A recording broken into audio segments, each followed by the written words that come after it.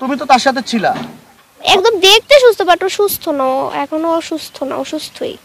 আমি দেখছি তো, আমি নিজে। তো এখানে আমরা যতটুকু জানি জুনিয়র সাকিবের একটি মানে অতীত আছে তার শিখা খানের সাথে, সেখান থেকে তিনি বাবা হতে পারবে না।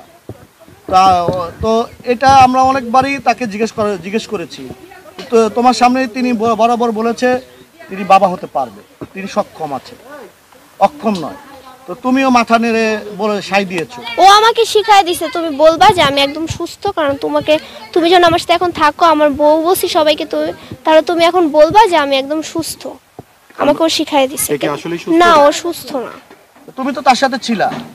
একদম দেখতে সুস্থ, বাট ও সুস্থ না, এখনো অসুস্থ না, অসুস্থই। আমি দেখছি তো, আমি নিজের থেকে তো দেখছি। নারীদের প্রতি তার মানে কেমন মানে তুমি একটু ছিলা। আমার কাছে মনে হয় না যে ও সুস্থ। তোমার কাছে মনে হচ্ছে না? না, মনে হচ্ছে না। তাহলে কোন নারীটা তার কাছে যাবে? আমি জানি না, আমাদের মতো যেরকম বোকা যাদেরকে ও সবাইকেই ফাঁসায় নিয়ে যায়। ইভেন আমি যখন ওর বাসায় ছিলাম তখন ওর একটা ফ্রেন্ড ছিল, নাম চয়ন, ওনার সাথে অনেকদিন ধরে পরিচয় ওর। তো ওই ফ্রেন্ড আমাকে বলে যে তুমি আসার আগে ও একটা মেয়েকে এখানে নিয়ে আসছিল বিয়ে করার জন্য। ওই মেয়ের বাবা মা এসে ধরে নিয়ে গেছে ওই মেয়েকে। তোমার মার কাছে চলে আসছো জুনিয়র সাকিবকে ছেড়ে, আসলে কতটুকু সত্য?